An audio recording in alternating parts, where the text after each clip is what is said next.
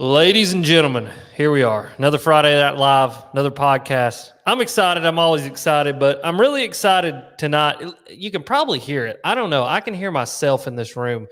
We have taken all the furniture out of the podcast room because we're moving the podcast studio to another room of the house where I'm actually building like a real podcast studio that isn't literally, if you saw this, like a lot of people probably think the Alex Red Fishing Podcast Studio is like this fancy thing. It is a gray folding table and a chair that came from a hospital.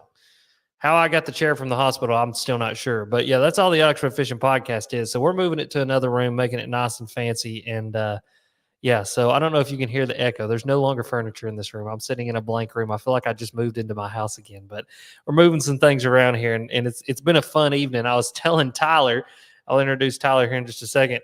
I just sawed a couch in half with a chainsaw. Yeah, it was an old couch. We need to get rid of it anyway. And Bethany said, "Listen, we're gonna donate it or we're gonna get rid of it." And honestly, it's kind of nasty. You probably just need to get rid of it. I said, "Well, it's not coming out of this room." And I'll be honest, I don't know how we got it in this room. Actually, we didn't get into this room. A moving company got into this room in the first place. I don't know how they got it in here. And after probably an hour of trying, we couldn't get it out. I was like, "You okay if I just saw this thing in half?" And she's like, "Send it." And so I went and got my chainsaw. I got an electric chainsaw, mind you, so I didn't fill my house full of a bunch of exhaust. But I got an electric chainsaw, and we come in here, and we sawed a couch in half, and me and my brother-in-law took it out in pieces, and it was absolutely awesome. But that's enough about me. Let's talk about Tyler. Tyler, how you doing, bud? I'm good, buddy. How are you? Good, man. I'm good. For you guys that don't know Tyler, I made a video with him not too long ago where we went and absolutely cracked their ass, plain and simple, on the old Krej and caught some big spotted bass. But Tyler, tell everybody about yourself, man. Tell the folks who you are, what you do, and why they need to know you. I'm Tyler Campbell. I just like fishing, basically. Yeah. I'm a guide here at Lake Hartwell. I just graduated. I fished 4 years of college for Emmanuel College. Planning on fishing the Opens next year and just a fishaholic. So I like eat, sleep, and breathe. Do it 7 days a week. That's what I'm talking about, man. It's my kind of folks right here, ladies and gentlemen. That's why I like Tyler. Uh-huh. It's because I like people who there's not very many people that send it as hard as I will, but that day me and you do, like, we went after it. Like, we got after it. Oh, I think we would have kept going if you didn't have to jump off the water and head out of town. Like, I feel like you're the kind of dude that would do a 16-hour day with me. Oh, absolutely. Yeah. Absolutely. Yeah. By the way, I won that night. Did you? Yeah. Yeah. Hell yeah. That's because you're a hammer, bro. It's because you're a hammer. Uh-huh. No, yeah, no, Tyler, everybody, he won't say it about himself, but he's a hell of an angler, man. He's super efficient, especially with the spotted bass and especially with forward facing sonar. And I mean, dude, he's just a hammer, and I like him. He's a fun guy to hang around with. We had some fun that day down there. I still get one of the top 5 days on the water I've ever had, for sure, was that day with you at Lanier. Yeah, that was sick. I'd love to hear that. It's something about when I show up. I don't know. I got like a horseshoe stuck up my ass or something, because like I normally show up, people, I'll get off the water and they're like, "Dude, this is one of the best days of fishing I've ever had." And I'm like, "Well, Absolutely. I like it. That's what I like to hear." But no, yeah, it's dude, it's fun, man. It's real fun. But tonight we're going to do something really fun. This is one of my favorite things to do. We were talking about a little bit about this the other day on the phone. It's underrated, overrated. And for you guys that don't know what it is, it's an idea that I stole from Gary Vee. He did a video series called Underrated, Overrated a few years ago. And I thought, man, that would make for an excellent podcast. And so I created the first Underrated, Overrated podcast here on the Alex Red Fishing channel a few years ago. And we've been running with it ever since, because people absolutely love to listen to it and love to watch it. And they love to always hear, because the thing about overrated, underrated is it's not just fishing. It's fishing and some other stuff. Like, normally, like, I try to do fishing adjacent, but then other times I just pull stuff right out of my butt, and I'm just like, that sounds like a fun topic to talk about. And so I picked some topics. I got you a couple softballs, but then some other ones I think are going to be fun. They're going to be made for some good discussion. So, you ready for a little bit of underrated, overrated? Let's do it, baby. All right, bud. All right. So, underrated. Let me explain the rules. Just make sure you understand. So, like, if I say a topic, obviously underrated means it's like underrated. Like, yeah, like people are like sleeping on that kind of stuff. Overrated would be like, yeah, we're tired of that. And then you can also give it an like adequate rating. Like, it's right where it needs to be. So you can do both of those. And then, so you just give me your underrated, overrated, and then explain your answer to me. So there you go. All right. Underrated Overrated. Guided fishing trips.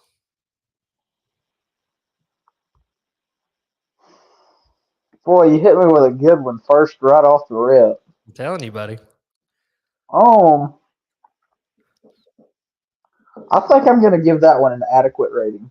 I Okay. think that one is fair. Okay. Explain it. I'm leaning towards the underrated Mm-hmm. to fair category. Man, and I'm speaking here with a little bit of bias because man, it's changed my life the past 2 years. I mean, that's how I'm putting food on the table now. So I've had a little bit of perspective into it. And as a guide, I've seen, and not to sound cocky or anything, but I've literally seen people's lives changed on my boat. Mm-hmm. Like they have that light bulb moment. You know what I mean? Like, Mm-hmm. wow, this is awesome. Hey, Dad, let's go buy a boat now. And Yeah. like, man, when I hear that, I mean, it makes my hair stand up on the back of my neck right now just thinking about that. Yeah. Like, so if anything, I think it's underrated because, like, man, it really does. Like, I've seen it on my boat time and time again. People have that aha moment, and it's like, okay, yeah, I can get on this program. This fishing stuff's cool. And Yeah. like just seeing people learn so much and like just have a good time. Mhm. We never know about what people's background is at home, man. But like you said, every time we get out on the water, we leave all that crap at the dock and just go out there. You know what I mean? Oh So yeah. Yeah. for me personally, like I said, I'm speaking with a little bit of bias, but I'm kind of fond of them. I think it's fun, and like, who doesn't care? Who doesn't like just going out and blasting them? You know what I mean? Yeah. Yeah. Absolutely. No, dude, I agree. I'm going to say it's underrated, honestly. Like, I know a lot of dudes who guide for a living, being in the business that we're both in. I mean, obviously we're around a lot of anglers and we're around a lot of people Mm-hmm.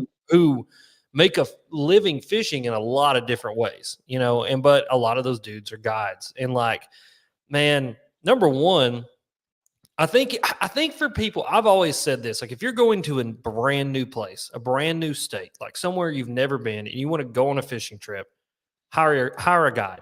It's like going to be the most fun that you're going to be able to have while you're out of town. You know what I mean? It's a couple hundred extra dollars a day, maybe $400 or $500, $600 a day, depending on what you're doing. I mean, some of the saltwater stuff can get really expensive, but like, for $600, you can go and have, like you said, just go catch fish because most of these dudes, and you're one of these dudes included, my buddy Caleb's another guy included, my buddy Judd's another one included. You're spending 6-7 days a week on the water and you're constantly on fish. And that's like your job. And you focus on one or two lakes, one or two bodies of water, and you're the best at it. You know what I mean? And so I think, man, in that aspect, it's underrated. And then I think it's also underrated from like a learning perspective. Absolutely. Like even when I was with you on the boat, like the way that you were fishing the Krej was different than how I had been fishing the Krej. And then I kind of learned a new way to fish it and kind of just the little nuancy things. Cause that's really, I think a lot of the times the difference between catching fish and not, it's like not these big drastic changes people need to make. It's literally like, hey man, reel it at this speed. And like when Mm-hmm. you seriously said like slow it down just a bit and you'll start catching them.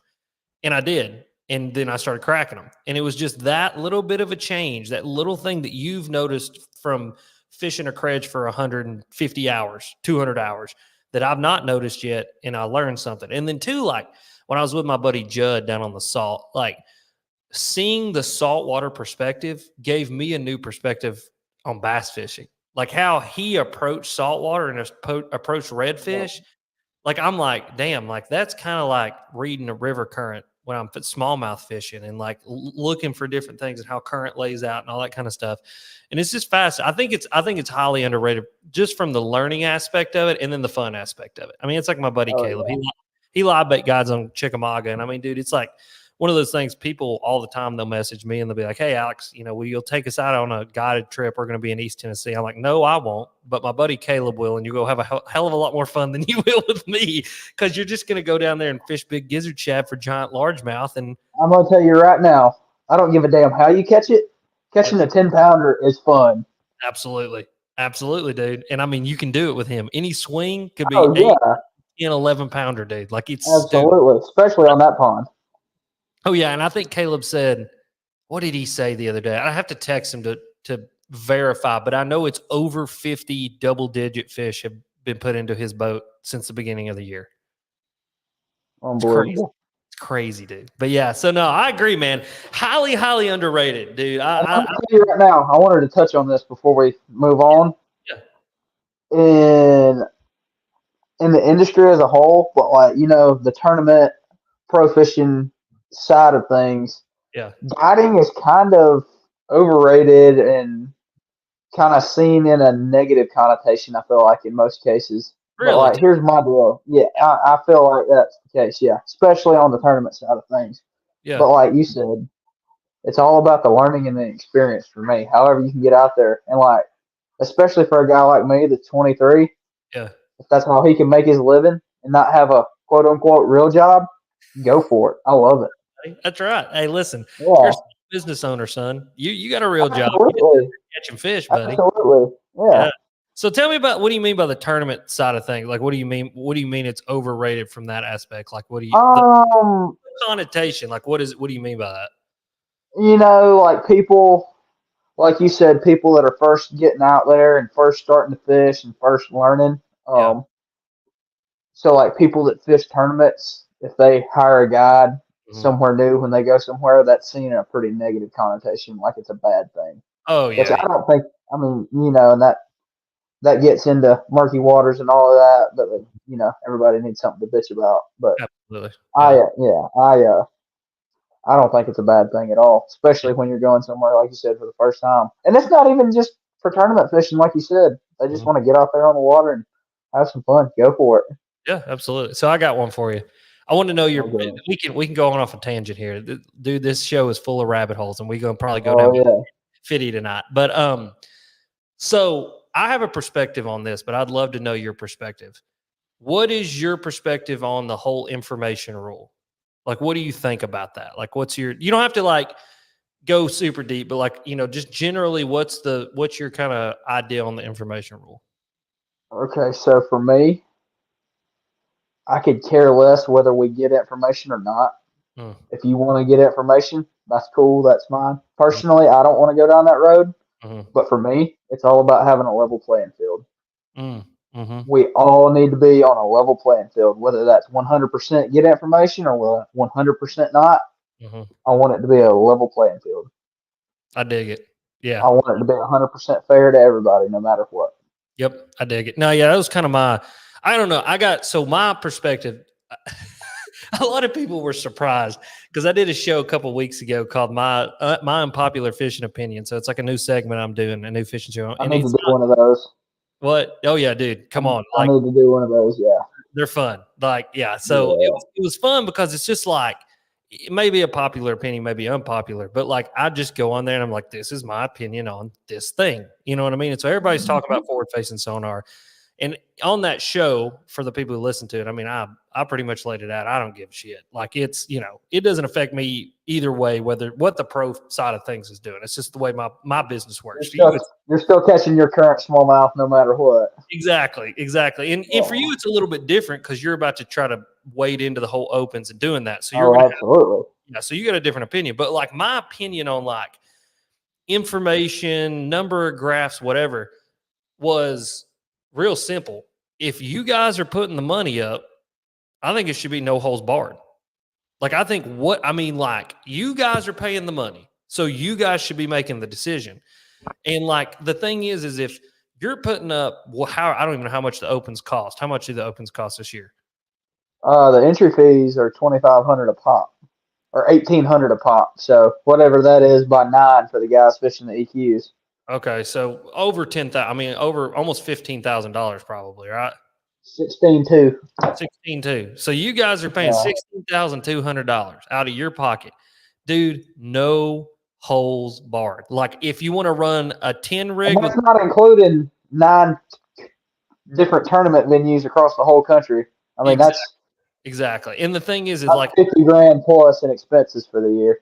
and I think, dude, like if you guys want to run a jet boat with a damn tilt steer on the back, or if you want to run a Phoenix with 75 graphs on it, do whatever you want to do. Like I just no holes barred. Like just I was almost this was a joke, but I was like, hell, if they want to take steroids, let them take steroids. I don't care. Oh, Like absolutely. Yeah. But it's just, if you're paying the money, go for it. But yeah, no, I just wanted to know your perspective on that. It's always interesting to me. But all right. Underrated, overrated, Tucker Carlson. Underrated. Okay. Tell me why. Because he lays it out and he calls it like he sees it. He calls it like he sees it. Yep. I'm not a real. I try to keep my mouth shut when it comes to politics as much as possible, and I try to, Mm-hmm. that's a road that I don't like to go down with people. Mm-hmm. But I think the way he got done by Fox News was pretty shitty.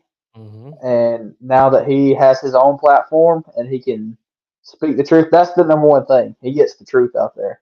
Mm-hmm. Mm-hmm. And Like he even has. Yeah, Go ahead. No, you go ahead. I mean, he has people like Tulsi Gabbard. That's a Democrat on. Like it doesn't matter what side of the aisle they're on. Yep. He wants to get the truth out there. Absolutely. Yep. And the thing is what I love about him is not only is he that, but if he learns something that changes his opinion, he changes his opinion. Like he doesn't dig his heels in on something. Like he's willing to shift his perspective. And God knows in politics these days, no matter what side of the aisle you're on, you're gonna die on that hill that your side's on. 100%. And God forbid that you admit that you're wrong about something. Exactly. Nah, yeah, dude. I 100% agree. Like totally underrated, bro. Love me some Tucker Carlson. I love me some Tucker Carlson for the same reasons you do. I mean, the dude, here's the deal. In today's world where everything is flagrant horseshit for the most part, and that dude, it's just all the time. It's just always some bullshit. You know what I mean? Like, and their bullshitting is from every single perspective. And you can think what I am, you have no idea what I am as far as like a political perspective. What I am is I am anti-war. I'm anti-big pharma. I'm anti-big government. I am anti-big bank. I am anti them being in my business all the damn time. And Tucker Carlson is talking to the kind of people who believe the same things that I do. I mean, he had Callie and Casey Means on a show not too many weeks ago. And if you guys don't know who they are, you need to check them out. So Callie and Casey are brother and sister. And one of them used to work for big pharmaceutical companies as a lobbyist. And the other one worked as a doctor and was a Stanford trained doctor.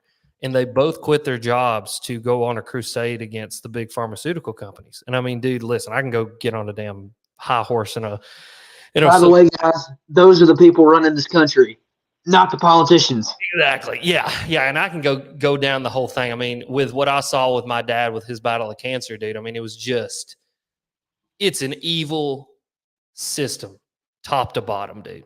Evil system, top to bottom. And like, the thing is when a dude is willing to put it on the line and have those people on and let them speak the truth about what's actually going on, that the big pharmaceutical companies are working hand in hand with, the food production companies, and essentially they're selling us the disease or feeding us the disease and selling us the cure. If you can't see that and you don't understand that, wake up. I don't know what to tell you. And so dude, that's the thing that makes him so underrated for me. I mean, like when everybody else wants to tell these people to shut up, RFK, Callie and Casey Means, Elon Musk, people like that. When people want to tell those people to shut up, and when that's the perspective is that big pharma's right and big government's right, and the big bank is right, you really need to start thinking about what you're thinking about a little bit, because I can promise you're the one that's going to be on the wrong side of history when all this shit finally blows apart. You know what I mean? A spade. Yep, exactly. I mean, dude, it's crazy. So, but yeah, man, it's I love me some Tucker Carlson. The Callie and Casey Means thing was awesome because I've been a big fan of theirs for a while. I read her book, Good Energy, and listened to her book, Good Energy, and dude, it's just mind blowing. Like that whole thing. Like I implore anybody to listen to that book and really understand like that system top to bottom. And I mean, dude, it's like, I don't know. It all started with me with my dad when he had cancer. I mean, I just saw what the system did to him. But, insurance, how the insurance companies were making decisions that doctors should have made and how they made decisions that literally killed him. But the way the system's set up is there's nothing that we can do about it. You know what I mean? Nope. It's We a just business decision for them. multi-trillion-dollar business. And that's the thing. It was Eric Weinstein said that the other day. I think it was Eric Weinstein. He was on Rogan and he was talking they were talking about the vaccines and all that. And he was like, well, how much do you think that they made off the vaccine? A couple, $100 billion. And he's like, no. That's not the perspective that you should have. It's not what did they make off a particular vaccine. He said, what are they going to make off the perspective change of an entire nation towards vaccines and like the production of vaccines as a whole? He said, you're talking about decades and decades worth of billions and billions over decades. He said, then you start talking about multi-trillion dollars that these businesses are going to be able to make because we've shifted people's perspective. He said, and even if you've got people that are against it and people are for it, the people who are for it are going to go get it. They're going to spend the money and they're worth trillions of dollars to these companies because they can do it over and over and over. And they're essentially printing money. And I'm just sitting there going, yeah, that's exactly what happened when my dad had cancer. I mean, dude, listen, I love it. We're going down a rabbit hole here too. I knew we would on this one. I knew Tucker always ruffles the feathers. But I mean, dude, my mom and dad used to get $750,000 bills from the hospitals for my dad's chemo. Oh yeah. And like the insurance company would eventually pay it off, right? And it would get down to a certain amount, and like it's a whole thing, but it's just evil, bro, evil. But anyway, all right. Well, I love it. I love that we just got on that. But anyway, let's keep going. Underrated, overrated. You're going to like this one because I want to talk about this one because you're probably the best person to talk about this with that I know, and it'll help people to understand this bait because I don't think people understand it. Underrated, overrated, the Krej. Severely underrated. Tell me why. Severely underrated. Mm-hmm. There is an endless amount of ways that you can fish that bait. Yep. It is one of the most versatile baits that has came out in the past 2 or 3 years. Mm-hmm. It works on smallmouth. It works on spots. It works on largemouth. Okay. So let's break this down. Coach Kent Murphy. Let's break this down from a fundamental standpoint. Okay. That's what I want. So when you first start learning about bass fishing, what do people teach you about? There's 3 water columns. Mm-hmm. Top of the water column, the middle of the water column, and the bottom of the water column. Mm-hmm. With the Krej, you can fish all 3. You ain't even got to change baits. Mm-hmm. Mm-hmm. You can start tweaking with bait mods. You can start putting split rings on. You can start putting lead around your hooks, suspend strips. You can start getting different fall rates. Like I showed you, once you get on top, you can reel it fast. You can slow it down. Different retrieves. Mm-hmm. It's so versatile, man. And literally from the bottom to the top, you can fish for fish with the Krej. Absolutely. Yeah. So, and I think that's one thing people don't understand is, and what I love about it, and I think I need to play with more. So I've been playing a lot with it in river current, trying to, what can it do in river current? And it's just because I think get that kind of subsurface going, for those fish that, when they don't seem to want to completely come up on top on something, because sometimes they'll just eat it pissy. I don't know what it is. They were doing it the other day. Spots especially will do it. They were doing it the other day. We floated a river and I'd throw a Chapo on the bank and they do that kind of eat where it's just like, blah. It's like they don't poof, they're not eating it. They're just like, they want to come to it, but they want something right under the surface. And it's all, I've been playing with the Krej in that way. But what's really cool about it, and one thing that, Nathan talks about and kind of explained to me, was tossing it out there and then feeding it line and letting it go to a target. And then you can work it away from that target and then feed it right back into that target. And so there's flutters back. Exactly. And so any other bait that we think about, how do we fish it? We fish it towards us constantly. There's no way to feed it back to what you're fishing for. And with that bill, it allows you to do that. Yeah, exactly. So what a lot of people don't realize is when you're feeding it line like that, especially in current, that thing's sitting there shimmying all the way back. So you're not even having to administer any Action. motion into your rod. Yeah, any action. It's just sitting there shimmying back. Mm-hmm. How many have you caught like that? Just feeding that line. I caught a couple on one lake around me doing that. Like I found some on a brush pile and they would like shoot out off the brush pile and I would work it all the way almost to the top and they would follow it and then they'd turn around and swim back. But as soon as I fed them line and it went back towards them, they'd turn around and just like knock the piss out of it, which was super interesting. Now in the river current, what I've been doing and what's really cool is that you can essentially like throw it in a river current seam and just like keep tension on it and not really work it at all. And you're right, it does the shimmy and you can literally just like feather it down a current seam. And that thing will just like feather down. And depending on what you do, you can like pick it up a little bit and it'll come up towards the top. And then you can just kind of like, and it like does this number. And dude, it looks like a bait fish that's got hung up in the current. And I've had Looks some. just like a mouth. Yep, I do. And I've had some smallmouth come just undone on that thing.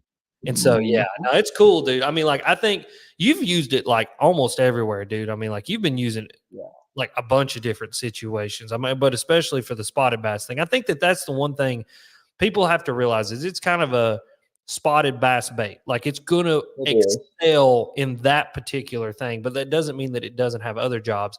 And I think when people talk about like not working it like a jerk bait, because I think a lot of people think Krej, jerk backwards, it's a jerk bait, got to go out there and crack it. And that's the biggest misconception. It's more of a top water for me than it is a jerk bait. Yeah, like it's a subsurface wake bait is what it is. I can work it like almost like a Sebile under the water where it's barely twitching up through there, or we can fish it like Lee and you were fishing at Lanier that day where you're just barely waking it on the top and it just looks like a little herring swimming on the top. Yeah, and dude, they come unglued. Guys, if you've not watched the video, I'm about to drop some juice on you. All right. We can also do it like what we were doing the other day. Throw it past them, let it hit the bottom, and just yank it from them as fast as you possibly can all the way back to the boat. Yeah. That's a sneaky little deal that I learned. You know, just burning it, and that thing's just yeah. And we did that a couple times on a couple brush piles. You'd let that thing sink. And I mean, dude, here they come. And it literally, what's crazy about those spotted bass guys, and I mean, any bass will do this, but especially spots and smallmouth, they seem to be more willing to do it than, say, a largemouth would. But spots and smallmouth is like, once you get them moving, it's literally just about trying to get that bait away from them as fast as you possibly can. And honestly, I don't think we can humanly reel a bait fast enough to get it away from them. You could have a 30-year ratio and you couldn't get away from them fast enough. That was one thing that was fascinating with you, is to watch them come, dude, at a 25 foot of water. And they would go from 25 foot of water to a foot of water faster than you could process that they had moved that distance. I think we get it way too in our head that bass are like not that fast. And like, I don't know what, like, I don't, in my mind, right? And this is one thing that LiveScope has done for people. It's made me realize how fast a fish can move. Even like like the fish I'm not fishing for, like, if I'm not fishing for a bass, but like a gar. Dude, I sat one day and watched gar swim from 35 foot of water to the top and gulp air and swim all the way back down to the bottom. And it wasn't like, oh, here it comes and it's swimming its way to, no, it's like, it's coming, it's at the top, it takes a gulp of air, it's back down to the bottom. That fast, 35 feet. And the bass do the same exact thing. I don't know, it's fascinating to me to like see. I've always said I've learned the most from interacting with fish when I can watch them do what they're doing. And it's like LiveScope's eyes in the water to see to do what they're doing when they are in 35 feet of water. And it's fascinating. But yeah, I don't know. It's really, so I guess I need to underrate it, overrated. To me, it is highly underrated bait. And I think that the more people play with it, and I think the more we do a really good job of like showing all the different ways that you can fish it. You know what I mean? Like, I think you put it out as forward facing sonar and, jerk backwards, when in reality, it like had so many different things that it could do, and so many different like biological reasons that it worked. Like, fish naturally chase things to the top and all that kind of stuff. But yeah, so underrated, overrated. Sushi. Underrated. All right, tell me why. Best food on planet Earth. All right, what's your 100%? What's your favorite sushi spot that you go to, and then what's your favorite thing to get? Okay, so we actually have a phenomenal place here at Lake Hartwell. It's on the lake. It's called Mm, Portman Marina. Yeah, unbelievable. I get two things. I go opposite ends of the spectrum. mhm. So typically, I'm a big sashimi guy. You know, slice the gills, cut the sides out of him, and put him on a plate and Yeah, just eat him with soy sauce, just completely straight up raw. So I like sashimi tuna a yeah. lot. Love sashimi tuna and yellowtail. And then they also have one, and you're gonna drool over this if you eat sushi. I don't know if you do or not. It's called a Last Samurai roll. It's Ooh. steak, salmon, raw tuna, and shrimp, and it's got avocado and cream cheese and all that good stuff in it. They make the roll, and then they tempura fry it. They deep fry it. Oh It's a God. deep fried sushi roll. Yeah, Hell yeah. and then they put raw tuna on top of it and sesame seeds and the eel sauce and all that good stuff. Yeah, it's unbelievable. All right. Well, then I like when you get a free day here in a few weeks, I'm gonna come down there. We're gonna go crack some spotted bass, and we're gonna go eat some sushi. Yeah, Yeah, we need to make that happen ASAP. 100%. Yeah, nah, Yeah. dude. I'm going definitely underrated. Probably like adequately rated to underrated. And the reason I say adequately rated is because it depends on where you're getting sushi. I 100%. If you're getting it from the gas station, no go. But from a place that knows what's up, what? Yeah, for yeah. sure. Yeah, no, yeah, dude. I've had some shit ass tuna or shit ass sushi before. Like I've had Oh yeah, for sushi sure. that like as soon as you put it in your mouth, you went, yeah, this is gonna make me sick. Like I should have never ate. Yeah. You know what I mean? But yeah, no. So underrated to adequately rated, depending on the place. We got a place here called Asia Cafe, and dude, I took some dudes from California there, and they both told me it's the best sushi that they've ever had outside of California. And like California's got some ball in sushi because there's a Oh huge yeah. Japanese culture over there making some ball in sushi. But And dude, you're right there beside the ocean. exactly. Yeah, exactly. And so Yeah. like, dude, they got the same kind of stuff. Like they've got, sashimi, like plain simple stuff, all the way to like the tempura fried stuff. I get one. Mm-hmm. It's just literally called the Asia Cafe roll, and it's the same way. It is like a spicy tuna roll with sashimi or with tempura fried shrimp, tempura fried crawdads, all wrapped in the rice with the all the stuff and all the dude, and then Mm-hmm. they put the eel sauce on top with the shrimp sauce on top. Buddy, listen, you slap your mama. That stuff's so good, man. I Yeah. love it. I love it. You're not living life until you have a deep fried tuna roll. Oh yeah, you're not. It's not. It's Yeah. not treating yourself good enough until you've had a deep fried tuna. Here's the Yeah. deal, though. Isn't that like the most redneck thing that you could possibly like? So Oh, 100%. what are we gonna do with that? Let's deep fry it. Hell yeah. Absolutely. What's the weirdest My thing you've ever God, had so deep good. fried? Oh, it's a good question. Yeah, Corn. corn. Yep. Deep fried corn. How was That's it? what we do. We do with fish fries a lot. We do it a lot now. Yeah, It's pretty good. yeah. Yeah, that's really good. Hmm. Weirdest thing I've ever had deep fried was probably well. You're definitely about to say a cricket or some shit. I've had those before. Oh God. They just taste like paper. Like it's like if you imagine putting cardboard in your mouth, that's what it tastes like. It's like oaky. Like so, like when you eat like tempura is a great example. Like when you just eat like a piece of tempura that doesn't have anything in it, it's just like that. Like it's just like nothing, right? Well, Yeah. imagine that, but it kind of tastes like an oaky piece of cardboard. That's what a cricket tastes like. I did one time. I don't know if it was fried. I don't know if it's deep fried. I had a cat one time in Haiti when I was on a mission trip in Haiti. They bought a cat. They didn't tell us that they bought the cat and they killed it and they cooked it and ate it. And that is not a joke. And so I had a cat one time. It tasted like greasy, greasy dark meat chicken.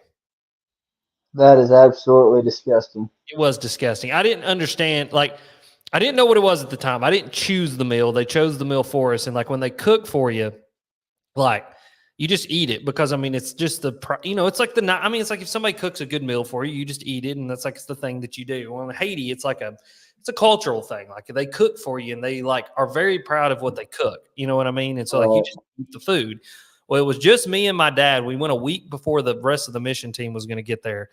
And they bought, in that week, no joke, I ate a cat and I ate a golden Caribbean eagle. And they bought both of them at the market, killed them, and we ate them. Yep.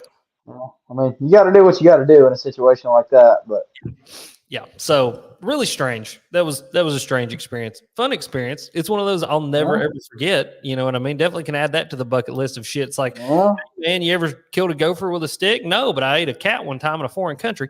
So there's that. Yeah. So all right, underrated.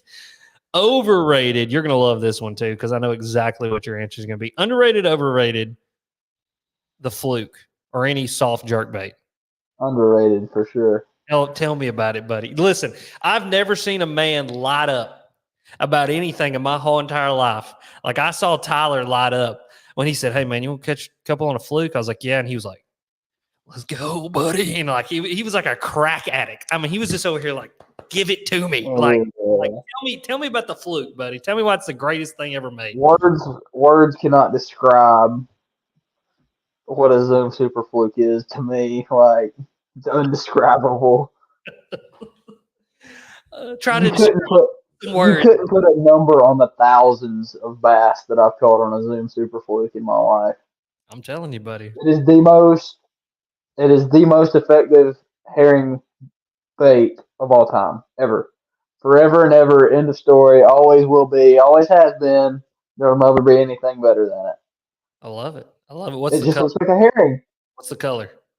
Well, I can't tell you that. We can't get into the weeds on all that. You can't get in the weeds and all that? That's the secret. No, I'm just kidding. Okay, so I'm going to break this down from a fundamental standpoint.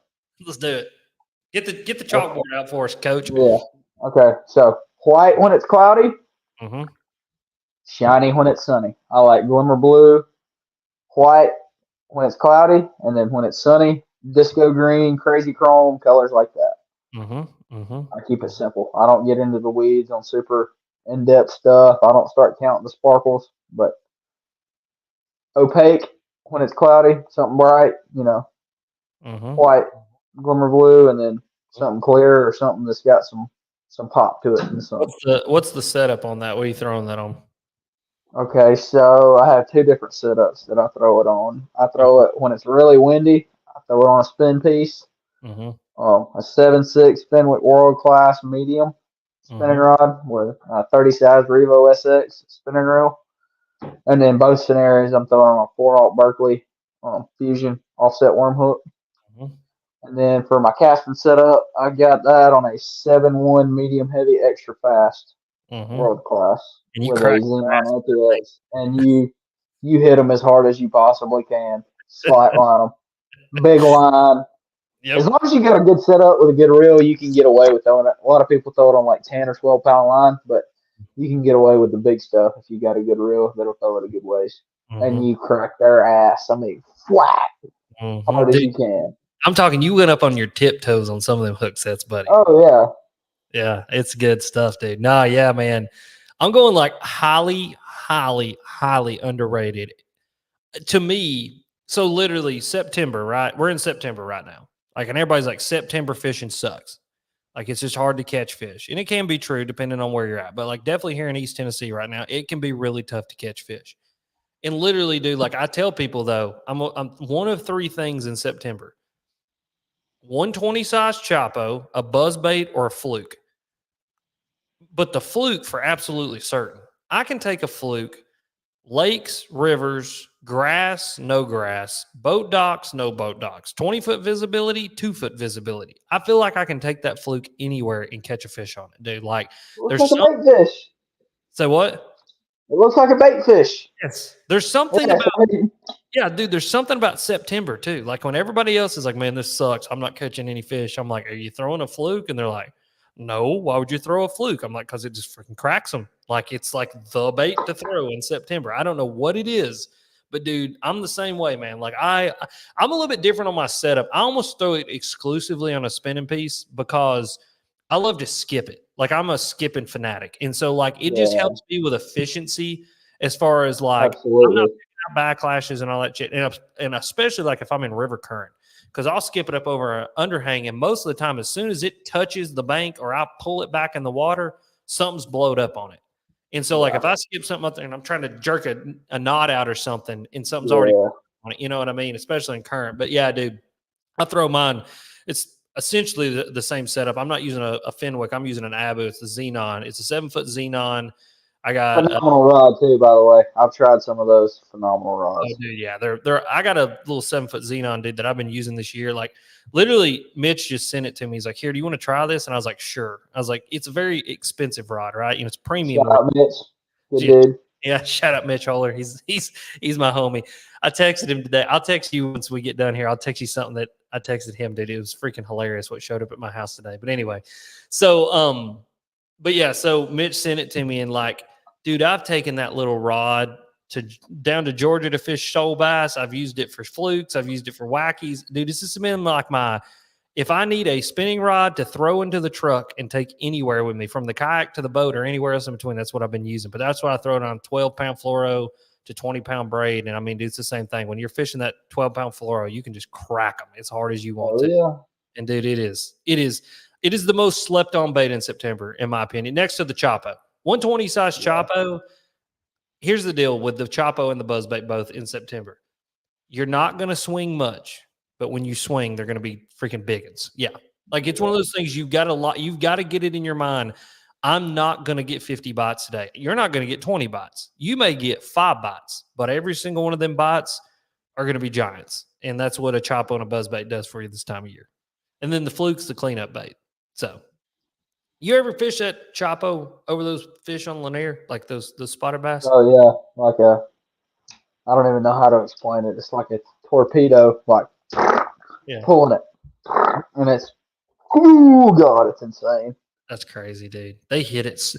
Anything that like a spotted bass and moving fast, those two things go together like peas and carrots. Like a spot Mach 12 back to the boat. And it's cold. They're hauling ass around all the time. Yeah. Is there a good cranking bite down there in the winter? Oh yeah. Yeah. We need to do rock that. crawler on Lanier, big time. We need to do lock that. it up. Yeah. Oh yeah, that's we can do that. We're chasing, buddy. No, that's my fluke. A money badger, a small body crankbait in the winter. That's my fluke. Like, literally, I am itching for the first 40-degree day. Oh yeah, money. Bad. Yeah, no, we got to go do that. We got to go do that for sure. That just that makes me just thinking about it. Like, and the buzzbait bite's on right now here in East Tennessee. I've got a video coming out. I literally make animal noises. It's like you. Let me tell you something about Tyler, ladies and gentlemen, before we go any further. Here it comes. I almost got demonetized on YouTube for the sex noises. Is the only way that I can describe them that this man makes. So I'm working a Krej or a fluke back to the boat, and these spotted bass. You got to imagine when you're on Lanier. If you've never been to Lanier, first of all, it's a magical fishery. It is one of the coolest places you'll ever go. That, like, literally outside of, I told Tyler this, outside of the north, it's probably the best bass fishery I've ever been to for numbers and size. 100%. So essentially what you do on Lanier and what we were doing the time of year we were doing it, you run these brush piles, you throw something over these brush piles, and 55 spotted bass all come out trying to kill it. You know what I mean? And so the thing about it is sometimes they miss it. Most of the time they do miss it. And so you'll draw in 54 pounders to your trolling motor. And as this is happening, Tyler is standing there going, and I mean, it literally in the video at one point, I'm editing and Bethany goes, "My God, is that him making that noise?" I said, "Yeah, it is." She goes, is he okay? And I'm like, "I don't think he is, but I think he's okay enough to function in life. And that's all that matters." You know what I mean? So my man makes some of the most, it sounds like a peacock getting beat with a hockey stick is what it sounds. I mean, it's like,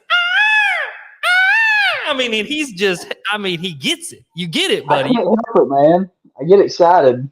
Do you do that in front of your guide clients too? Oh, absolutely. And they just love it. I had one today. Yeah, I had one today. There's a young kid. Yeah. 5-pounders jumping over it. And I'm just up there. My heart's about to stop. And he's like, "You okay, dude?" I'm like, I can't even speak because there's damn 5-pounders jumping over stuff up there. That's awesome, dude. That's awesome. It's good stuff, man. It's you They need. just die every time I do it. I can't help it, man. I just get excited. You're gonna hit about 50, and I'm gonna hear what happened to Tyler. He's had a heart attack on front of his boat. Spotted Yep. bass, missed his missed his chopo, missed his Krej, missed his fluke. He just had a heart attack right there, just Yep. died. Killed him dead. Yep. I always say have a heart attack. You watch UFC at all? Mm-hmm. All right, Bruce Buffer, you know when he's announcing people, he gets like, he's gonna croak one day. dude, I'm telling you, when he You really, see the veins in his face start popping out. Yeah, he's gonna croak. I mean, when he gives it, it's time, and he does that hop. I told Bethany, I said, one of these days he's gonna do that little hop, and he's just gonna be gone. Check it out. Yep. Heart's just gonna explode, and it's gonna be like, well, Bruce Buffer died doing what he loved. Yep. All right, underrated, overrated. This is gonna be an interesting one because to me, old school sneaky is what this is, and I don't think enough people fish it. But I'm gonna be interested to see if you fish it or not. Underrated, overrated, the scrounger head. Underrated. Yeah, tell me Phenomenal boat. tell me your experience with the scrounger head. Okay, so I got 2 or 3 different approaches to this. Mm-hmm. TVA, classic, staple, phenomenal bait. I mean, throw it through a school of them, dot it up on a ledge, lock it up. You get them to fire on it, you're going to catch the biggest one in the school every time. Mm-hmm. But it is super sneaky around here. Super sneaky. When the herring spawn's going on, oh my God, I probably don't even need to be talking about this, but like, you get some fish up on a point up there, dirt shallow that won't bite. You tie on a little 1/8 ounce scrounger with a fluke on the back of it, and it's just up through there. They'll lock it up. Especially on a day when it's like slick and the wind's not blowing, you can't get anything going. That little bitty scrounger, unbelievable. Mm-hmm. And it's just like anything. It's just like what we're talking about with the Krej. That's a bait that you can fish in all 3 water columns. Mm-hmm. You can tie a big one on, a big heavy one, and get it down there on the bottom in the wintertime. You know, a 3/8 or a half, and reel it over brush this time of year. And then when they get on that little bitty stuff in the fall and they start schooling on the top, a lot of times there was a guy that won last time, not when Emil won, but the previous time when the All American was here at Hartwell. Mm-hmm. That's how he won it. It was in October. He won it on a little 1/8 ounce scrounger with a little tiny fluke on it. Mm-hmm. It's Oh yeah, phenomenal bait, man. yeah, dude. Yeah, no. And the stuff that you do in the rivers, I know it gets bit in the rivers big time. Oh yeah. So to me, and this is one of the things I probably shouldn't be sharing this as well. And I feel like I've done a pretty good job of hiding it, and I know I have. And this is like literally letting the juice out right now.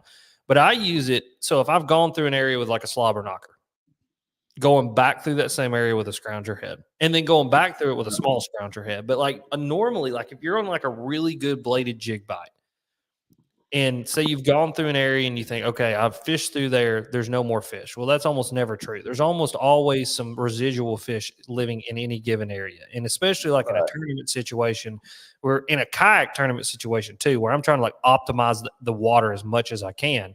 Go through an area with a slobber knocker and literally tie on, you know, a 3/8 ounce scrounger with a fluke on the back, or, you know, a jerk shot on the back, like you're saying, and go back through that same area and fish it exactly how you'd fish that bladed jig. And dude, I've had some giant fish come unglued on that thing doing that. And so, yeah, 100% right. But a ledge bait, I mean, dude, even around grass, dude, like I fish it in grass just like I fish a bladed jig in grass. You know what I mean? Like I think so many people are just like, they sleep on that thing.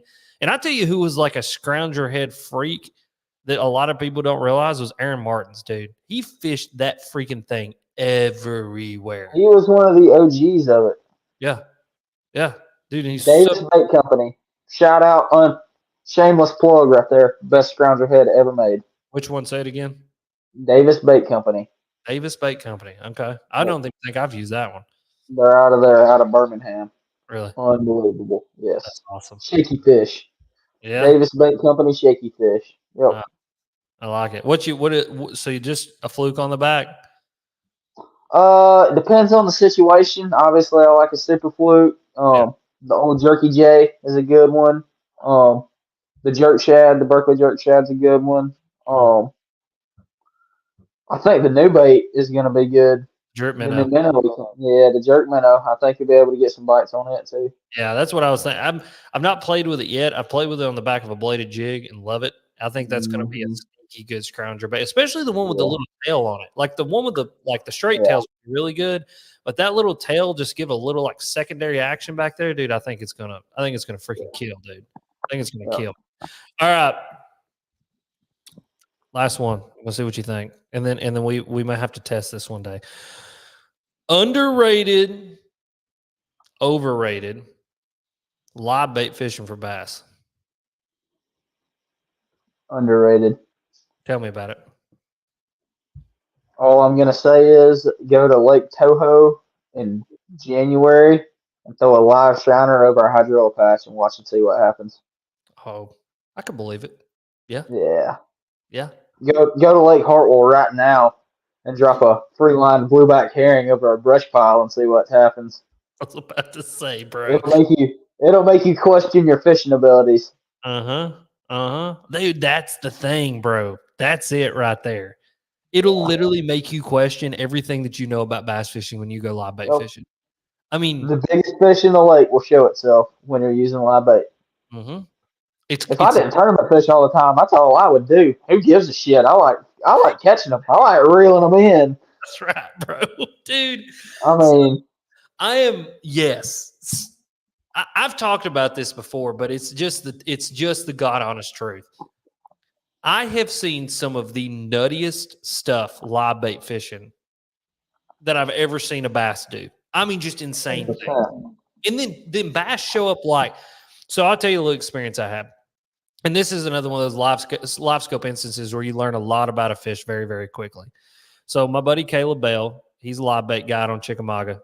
Number one, you got to come do that. Like this winter, you got to come up here, and we got it like February, dude. Come up here. We'll go do that. It's stupid. But we're in a section that he guides on Lake Chickamauga, and he's got the live scope rolling, and we're throwing 6 to 8 inch gizzard chads. Like we're throwing the big ones because we're trying to get the big fish to eat, right? This is just a big fish trip. That's what we're going to do that day. He's panning the live scope around, and like he'll pan over and he'll find your bait, and you can sit there and watch it. And what's fascinating about these big fish is they're even smart enough to know that there's something up with the shad. Because they'll up. And in river current, as you're floating down river current, they'll swim up to this shad, and the shad's sitting here, bass is sitting here, and follow it down the river current like this, watching it. And you can see them like moving around it, like dissecting it, looking at it, like trying. What they're like, I don't know if they're, obviously they're not reasoning, they're not thinking like we're thinking, but there's obviously. What the hell's that hook in his back? Yep, and they're thinking. Like, you can tell they're like processing, like something's not right about the whole situation. And I can't tell you how many giant fish we've had swim up and swim off, but then it's also amazing how they'll dissect it. They'll dissect it a minute, 2 minutes, 3 minutes, 4 minutes. And then all of a sudden they're like, all right, well, let's see what happens. And they'll swim up and they'll eat it. You know what I mean? And then situations too. I mean, like, dude, where literally Caleb's fishing a jerkbait in the front of the boat. I got a buddy in the back of the boat fishing a Alabama rig. And I toss a piece of live bait right in between them, and like I'm catching a fish every single cast, and like literally they don't catch a fish all day long. It's crazy, dude. Absolutely. Really, the one scenario that I've seen it more so, and I see it every single year when we go to Florida, it's unbelievable. You get in an area, you fish for 4 or 5 hours, you get 1 or 2 bites, and here comes the shiner guide rolling in. They drop the corks in with a big golden shiner on it, and whoop, whoop, whoop, whoop, bobbers start going down, and 8, 9, 10 pounders. Yep. And it literally makes you feel like you don't know what you're doing. Yeah, it's like what the hell am I doing? Yeah, it's crazy, dude. Yeah, no, it's so. Can you cast net blueback herring? Like, do they live well in a live or in a bait tank? Yeah, we keep them alive in a bait tank. You got to have. It's not like a typical bait tank. It's got to be like shaped like a cup. It can't have corners in it, or they've got to continually be circling. But a lot of the guys go down here behind the dam at night, like on green lights and stuff like that, and they catch them at night.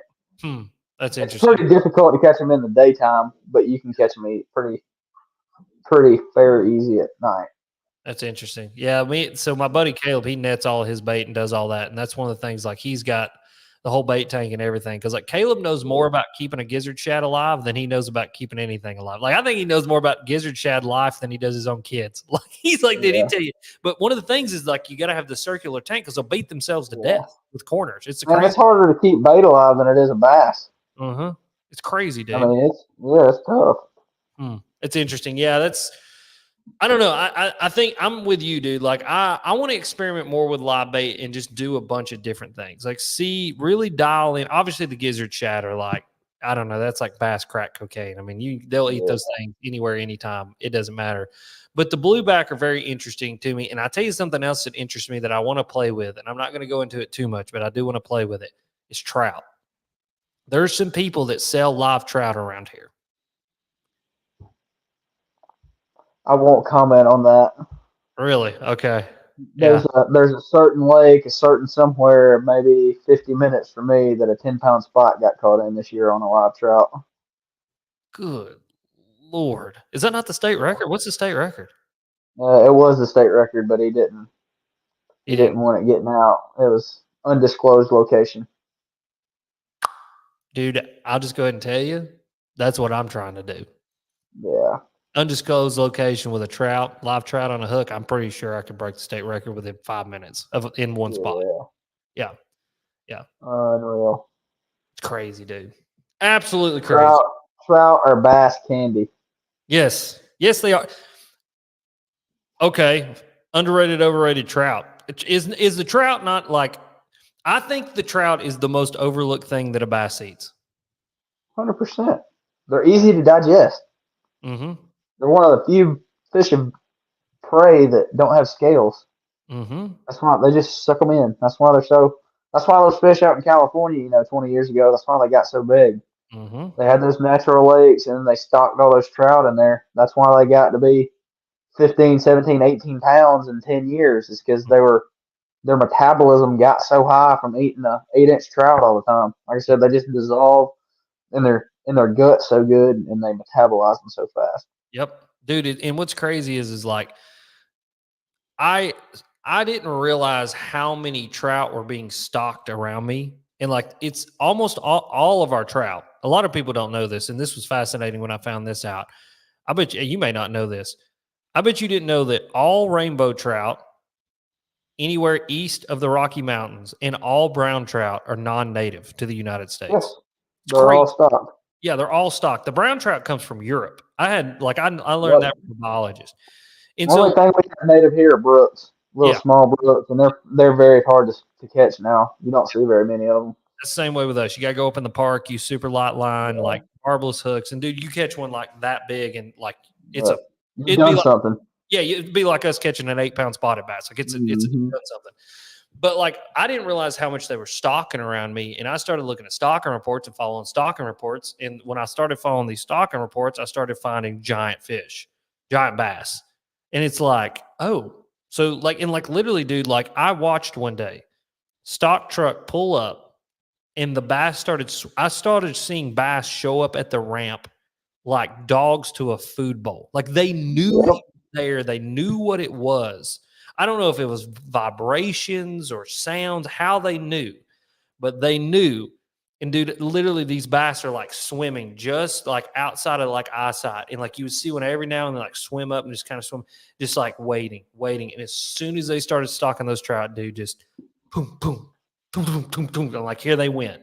And dude, just. You want to hear a story about that? Yeah, go ahead. Yeah.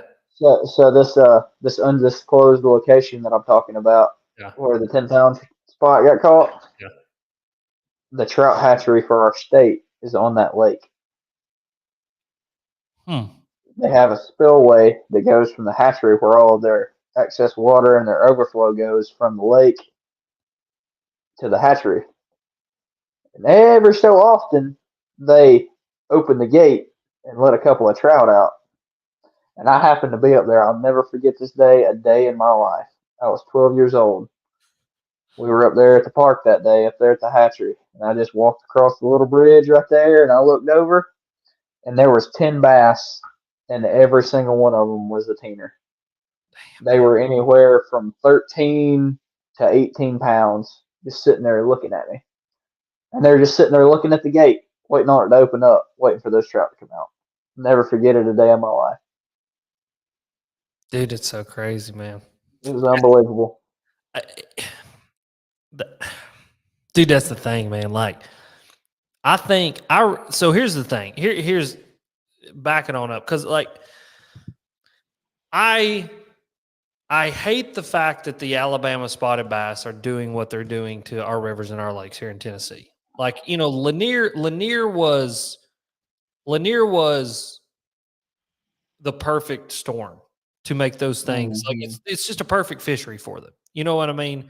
But like Yeah. when you think about like what they're doing to shoal bass, what they're doing to smallmouth, I mean, like our lakes are being overrun. Like the river that I go and fish spotted bass in a lot here in East Tennessee, dude. It used to be a smallmouth fishery that had 5 pound smallmouth in it. Now it has 5 pound spotted bass in it because they bred out all the smallmouth. I mean, it's just is what it is. Now that being said, I speak out of both sides of my mouth about this issue because I love the spotted bass. Like I hate to see them spread, but once they're in an area, there's really nothing that you can do about it. And I think though that like the areas that these spotted bass are in, it seems to me like it's always where the trout are at. And it's like they Mm-hmm. really like the trout. The largemouth like them too, but there's something about a spotted bass and a trout. And that's what made like, Bullard's Bard's spots, those trout. It's a Cisco, or I think they're Cisco. Is that what? Yep. And like, I think no, it's not a Cisco. It's a what is them damn things called? They're trout, but they're not like it's not a trout. They call them something else. I know what you're talking Yeah, about. I can't remember. Anyway, But you want to talk about freak spots? Good God Almighty! oh yeah, yeah, and it's because of trout, and the spots love the freaking trout, and so I really believe within the next 5 years here that we're going to start seeing 10, 11, 12, 13 world record size spotted bass coming out of east, lower southeast Tennessee, western North Carolina, northeast Georgia. I think we'll There's a see 10. There's no doubt in my mind. There is a world class size spot swimming around right now within an hour of my house in 100%. Northeast Georgia. And 100%. I And think it's it's not in Lanier, by the way. yeah, absolutely. And I mean, I Yeah. think the thing is like I think it's because it's the perfect elevation. It's literally like Northern California. It's That got whole a lot to do with the elevation. Yes, it does. It's that whole southern Yeah. Appalachia area. That I mean, it's Mm-hmm. literally like that Gatlinburg, Western North Carolina, all that Yep. area right in there. That Cherokee National Forest, which you say that Yep. it's huge, so I mean you can't narrow that Yeah. down. But like that area, it's the perfect elevation, it's the perfect Yeah. temperature, it's the perfect because the water doesn't get hot enough, deep enough to kill all the trout, and so there's plenty of trout. Plus, they're constantly stocking trout. Plus they're dumb stalker trout, and then you've got giant bass that are already living there that can eat them. Yeah. I think we see close to the world record. I don't know if we'll ever see the world record broken, maybe, but I think we'll see stuff start coming out where like you're seeing pictures of like you said, 10s, 11s, 12s, those big like truly freak spotted bass. And I've had conversations with a couple of biologists around here about that elevation that those, Northeast Georgia, Western Carolina lakes are at. It's at that perfect elevation similar to Northern California, where Yeah. that elevation, for whatever reason, way beyond my pay grade, but it keeps their metabolism high all year. Hmm. It doesn't get too cold, doesn't get too hot. It keeps their metabolism at that perfect little zone Mm-hmm. where it stays jacked all year, and they just explode. That's what I see. I went fishing with Austin Neary, Austin Oh, over in Western North Carolina. I mean, that day, like I left my house, it was 84 at my house, like middle of the summer. I got up there to his joint and it was 72 degrees. And it was that called, little area that yep, you got to experience, that's where the world record will come from here 100%. pretty Yeah, soon. I really believe so, dude. Like, I Yep. think it's like within the next 5 years. It's the Yeah. next 5 years it's going to happen. And like, It's I think, already happened several times. It's just not been documented. yeah, which is Like I crazy. said, when people are really, really, really secretive and cutthroat about that little area up there, it's truly a hidden gem. It's unbelievable. But there's been several record class fish caught. You can't even put it into words how good it is up there. Dude, it's crazy, man. That's Yeah. I don't know, bro. It's one of those things. Again, I hate them, but I love them. You know what I mean? Like if I got a couple biologist buddies that would be strangling me right now for talking good about them. You know what I mean? But they're Yeah. fun. I mean, from a bass angler's point of view, dude. I mean, they're so much fun. They're just You gotta have the right habitat for them to thrive. Like, but I mean, when they're putting them in East Tennessee in your lakes, I mean, it's really sad to see it because they're just taking over and they're not growing because they don't have the right habitat and the right food supply for them to thrive and do good. You know what I mean? I mean, dude, blueback herring lakes. It's got to be blueback herring. You got to have those. That's it. Like that's Yep. the key ingredient. And then the problem is a lot of people think, well, if we put the spotted bass there and they're there, well, then we can take bluebacks and throw them in there and they're just going to thrive. That's not always true. Like No. people have tried on certain lakes around here and they don't take hold. There's just something There's about a reason why there's only, you know, about 10 lakes in the whole country that has a thriving population of bluebacks. yeah, yeah. Where did bluebacks come from? Is it a native fish to America or is it from up? Where are they from? Yeah, they're from the Atlantic. Okay. The way they got them, the way they originated is they swam up the Savannah before they dammed it up. Hmm. And then, you got great blue herons and birds bringing them in, and they got introduced into the Savannah River chain, and then eventually they just trickled their way all the way down. Hmm. It's really interesting. Yeah. And then Murray's got them. All the Eastern Carolina lakes have got them. Smith's got them. There's one or two lakes up in North Carolina that's got them. And the thing is it completely changes the attitude of the bass. 100%. It's crazy. Like the They bass, become nomadic maniacs. and they do completely different things. And like that place I fished with Austin, like there's no other place that you could take a freaking 8-inch topwater and go run seawalls and work a topwater as fast as you possibly can and have largemouth try to eat it. And the only reason they do that is they're trying to kill those bluebacks. Like they've totally shifted their what you would traditionally think a largemouth would do. They don't do it because of blueback herring, and that's crazy. Oh yeah, 100%. It's nuts, dude. It's nuts. Well, listen, buddy, you got to get up at 3:00 in the morning. You got to Early drive, morning. and it's going to be an early morning. It's going to be a long drive. But what do the people need to know about you? What tell them about your guide service. Tell them what you're going to be doing. Tell them where they can find you. I'll make sure and link it all in the show notes for you guys too. But tell everybody where they can come find you and where they can get a guided trip if they want one. If you're looking to get with me, my website is www.tylercampbellfishing.com. On Instagram, it's Tyler Campbell Fish. Facebook is Tyler Campbell. My email is tylercampbellfishing@gmail.com. Like I said, hit me up. You can contact me, or you can contact Mr. Rudd here, and he can put you in contact with me if you're looking to 100%. get out here on one of these blueback herring lakes and have a little bit of fun. Absolutely. And if you want to check him out on his exclusive stuff on OnlyFans, it's the Peacock. You can find him there. It's only video. It's that for hours on end on a loop. So if you guys want to sleep to that, you definitely can. He's got 4 or 5 people already subscribed. That's what they sleep to every single Hey, night. they pay good money too. That's right. They do. It ain't the guy fishing that pays the bills. It's really that. He just didn't want to say that at the beginning of the show. Right. That's But, right. All right, buddy. Well, listen, man, I appreciate you, buddy. We'll when you're back in town, let's go fishing. We'll go hang out. I'll take you on a little kayak float, and we'll go catch some big smallmouth, and then we'll I come like catching big browns. Hey, dude, I'll tell you something. It only gets better from here. That's the best part about it. That's exactly right. But all right, guys, as always, thank you for watching. And as always, you guys are sweet, and we will see you next week.